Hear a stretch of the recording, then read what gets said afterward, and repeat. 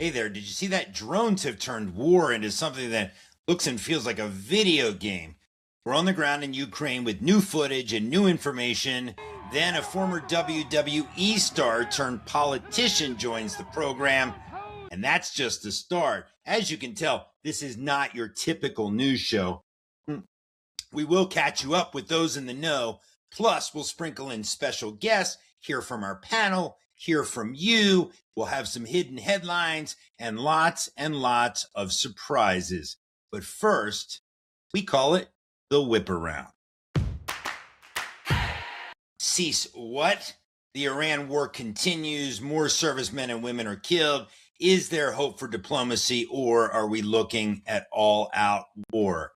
Cyclospora from lettuce causing explosive diarrhea in 36 states.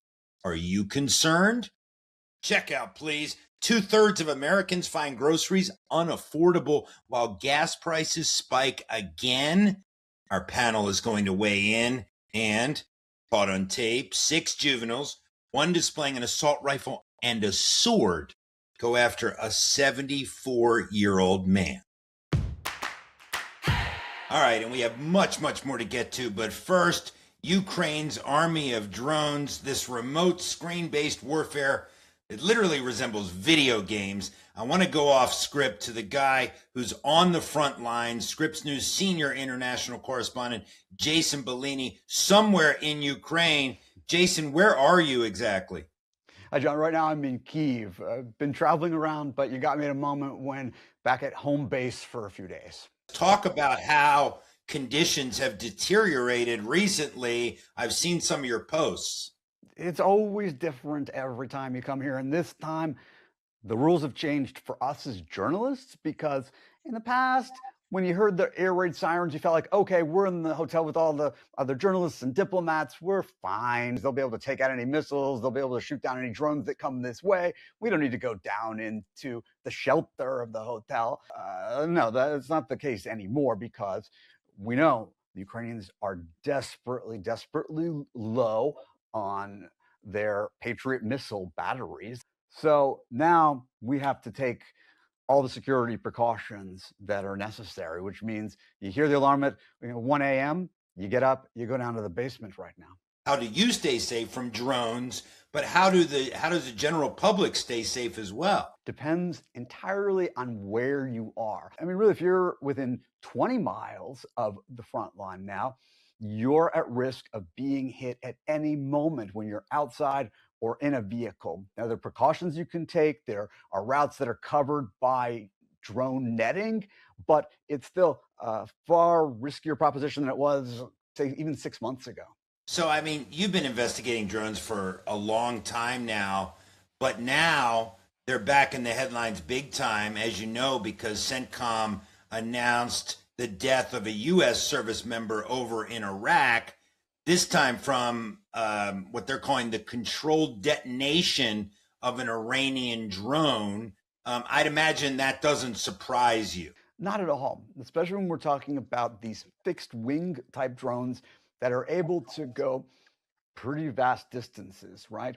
And when you fly them in mass, which is what the Russians do, if they swarm them, and their decoys in the mix as well, it's hard even for the Ukrainians, who are without a doubt the best in the world when it comes to shooting down enemy drones. They're going to get some that get through, right? And they keep innovating on this. Now the Russians are putting turbo engines on the backs of these drones, so they're a lot faster because the Ukrainians were getting too good at shooting them down before. Once they figure out how to solve for one thing, the enemy's already coming up with new innovations. Speaking of innovations, and keep me honest here with my numbers, Jason, Ukraine produces 10 million drones annually, with plans to scale production to 20 million units. And apparently, and I think you have tape on this, they just hit a huge Russian warehouse that President Zelensky says contained parts for making drones. Can you explain this? The company that they hit is called Wildberry.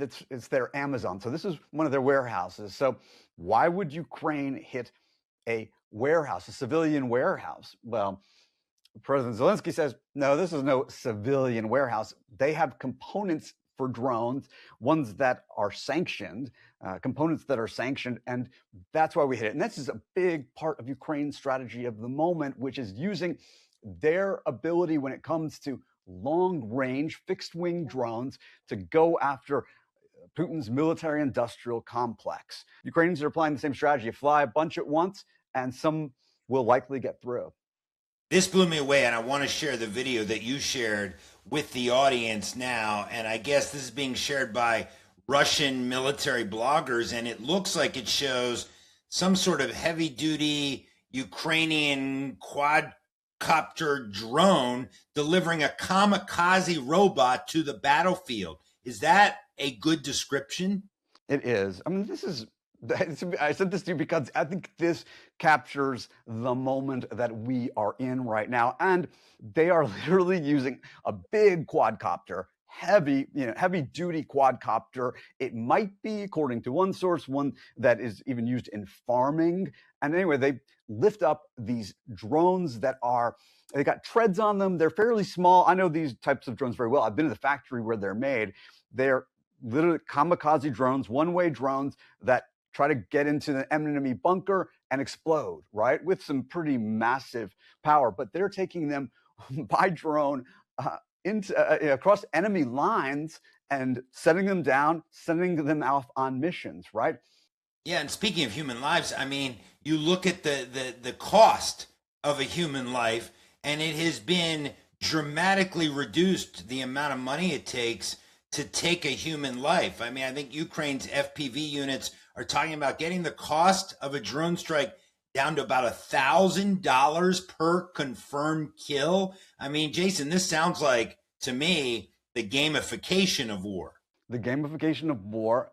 In fact, mention that is interesting because one of the things I've asked several people about is how the literal gamification works here in Ukraine, where there's a point system for kills, right? You hit an enemy soldier, you get a certain number of points. You hit an enemy, you hit enemy artillery, that's more points, and you can spend those points to get more drones, more equipment for your unit, right? Stuff that is at a real premium, you can use it to purchase those items for your unit. So it's really incentivizing the pilots, and it's hard to convey in words just how dystopian it is right now on the battlefront. I know we got to let you get back to work. I'm going to ask you your informed opinion. Last question, and that is, do you think Americans care about what's going on where you are in Ukraine? My informed opinion is yes, they do very much so. And that's based on conversations I have with people when I'm back stateside. This war, how this turns out, the implications for coming decades are just enormous. Everyone knows that, and nobody knows how this is going to play itself out, not just in the long term, but from week to week. Hey, Jason, stay safe over there. We're going to continue to check in with you and really appreciate your time and insight for sure. Thanks, man. You bet. Thank you.